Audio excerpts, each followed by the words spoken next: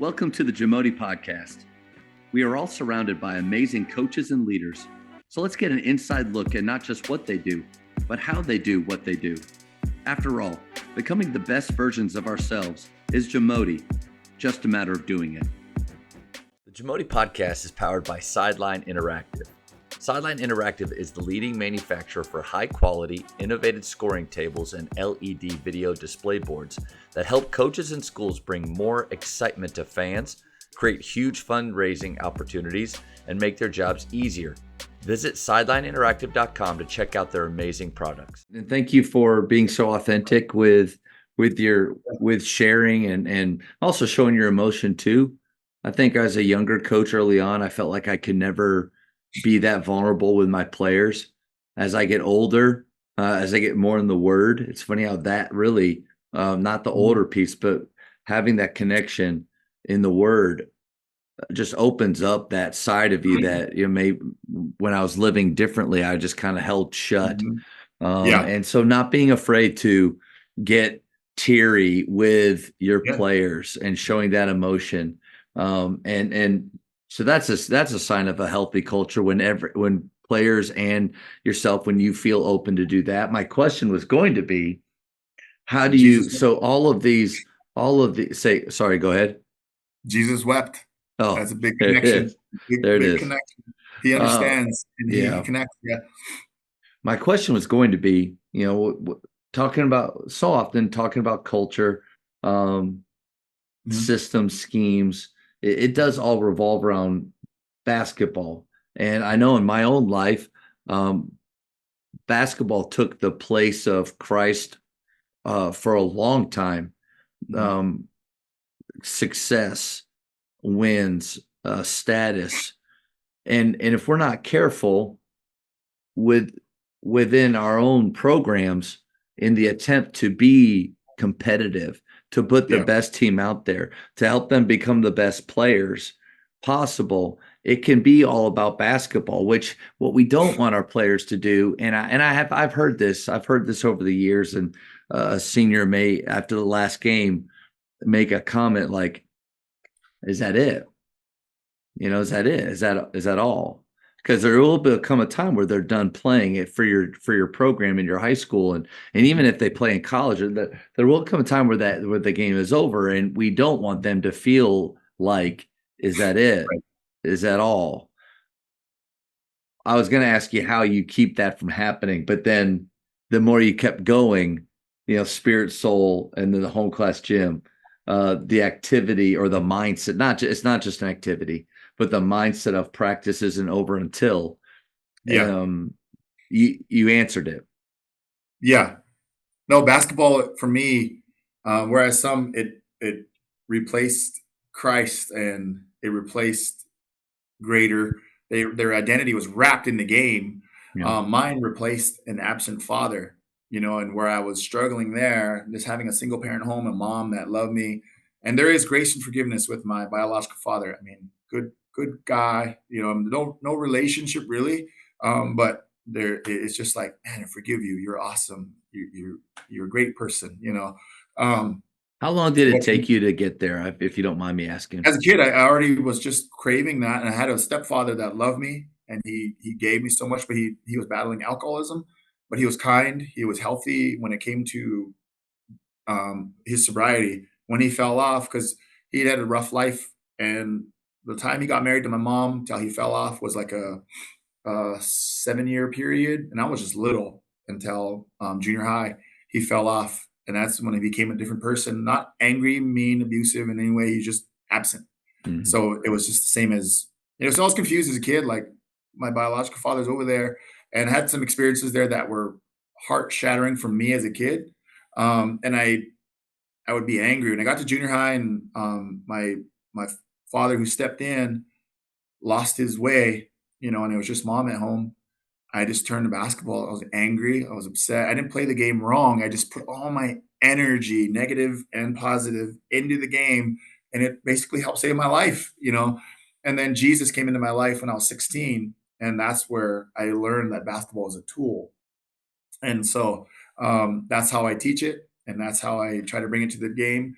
We won, 2 state championships right out the gate, first 2 years. And every time and any trophy we win, even that second trophy, we sat there and the game was over. The buzzer sounded and like, man, back to back, Lodge Grass. I sat there and it was like nothing. I was like, the game's over. That's it. Go shake the coach's hands. Good job, guys. Proud of you guys. It was a great battle. And then it didn't hit me until we're walking off and one of the players reminded me, hey, coach, we forgot to do our last prayer at center court. Oh, yeah. Hurry up, guys, because there's a game after us. They're kicking us out. We get to center court and we pray. And then one of the seniors, he got cut, and he has a long story himself. He got cut, and he went the long way around, and he's asked to be a practice player. I don't have to play. I don't have to travel, nothing. Can I just practice with you guys and stay in shape? Sure. Don't expect to play. Don't expect to get a jersey, nothing.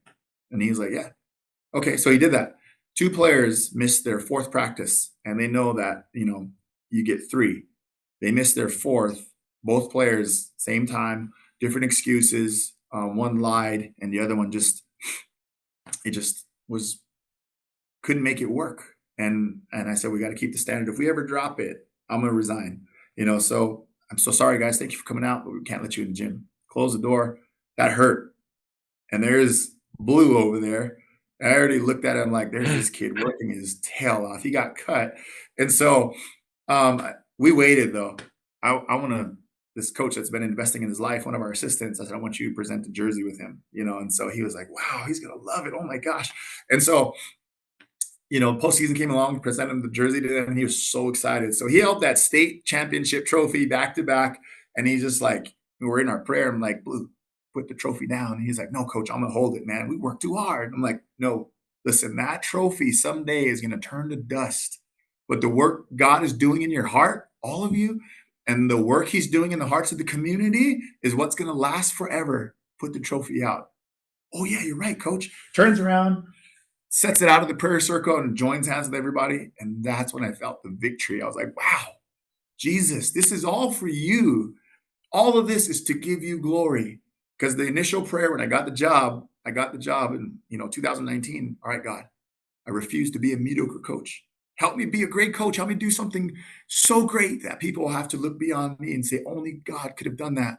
Because Lodge Grass has had a 30-year drought, and they've had great players, but they've never had system. They've never had culture. It was always mediocre. And the 2 times they did, they made great runs with some good coaches, but they let them go. And in 30 years of a drought when it comes to titles, God, do something so great that people have to look beyond me and say, only God could have done that. And then it became a prayer. God, do something so great through us that people have to look beyond us and say, only God could have done that.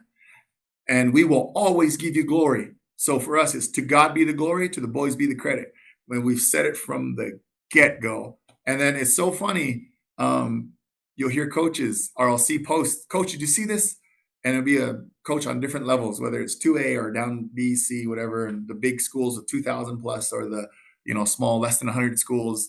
These coaches are doing, and they have a great moment in their program, and they say, I have to quote Coach Josh Stewart and say, to God be the glory. And I'm like, that's been around for thousands of years, but they're attaching it to us, because we just say it with everything. We say it, and I'm so thankful that our friends in the media have posted it in the headlines, in the papers, and it's just been everywhere. So it's been attached. And we had this little kid show up to the state tournament that had a big sign that said, to God be the glory, coach. And so I'm like, that would hit my heart more than anything.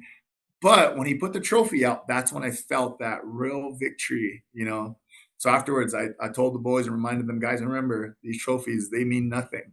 It's awesome. They're a testament to your hard work, your buy-in, your coachability, and your warrior spirit. But they themselves are nothing. The banner, I said, look up, guys. And we had all stood up. We had plain clothes on. We were at school. I said, look at we had a little ceremony. The banners were down. There's 2 banners up with that group. And I said, look at those banners, guys. You put those up. Amazing. Now our school has 7, whereas before we had 5. Look at those banners. Now, when you walk out of here, I want you to forget those were ever there and go live the life of a champion. And if anyone ever talks about it, let it be them. Let them bring it up. Don't ever talk about them. Don't ever hold it against anybody. Don't ever brag about it. Forget they're there. Let others remind you that they're there. And then that's what I do every year and even this year, guys, this game it's going to end. It's going to stop, but you can use it as a tool and you can build life skill here. You can build leadership skill. You can build hard work ethic, that will carry you for the rest of your life. And when the game stops, you'll keep going. And then you'll learn how to use the game for others. You'll see a kid in the park or you see your kids. Hey, you want to do it? Let's do it right. And here's how we're going to do it. And then you'll teach them how to, wrap their identity in something bigger and then use the game as a tool, not as the end goal. At Grapevine Faith Christian School, we have the ability to talk openly about our faith. In fact, we're mandated, to do that. Biblical infusion in everything that we do, from what they do in class, from what they do, what we do in athletics. It seems like, or sounds like, you're pretty open with your team in your school and your community. Is that something that I ask because I'm sure there are a lot of believers that are in public schools that feel pressure? I mean, there's some schools right around our area in Dallas-Fort Worth where we hear about the things that are being taught and the direction schools are going with their messaging. Yeah. Have you felt, or is your community one where, like, almost like a Grapevine Faith, where you're mandated to, or have you ever felt friction with your messaging, your calling, your biblical infusion with what you do?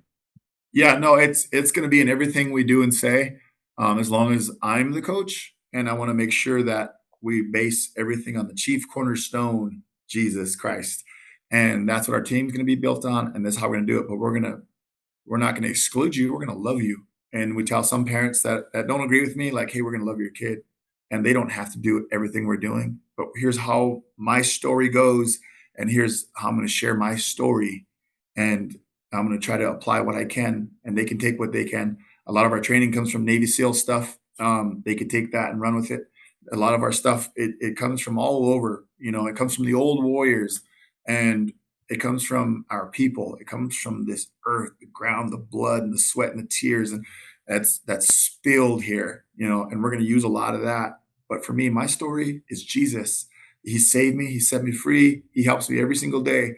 And where it won't work is if I go political, if I go telling people they need to vote a certain way and get goofy, and I think that's where it doesn't work. But if I love them and I respect them and I honor them and I give myself for them, even if they don't look like me, sound like me, believe like me, it can work, but that love has got to be there. That grace has got to be there.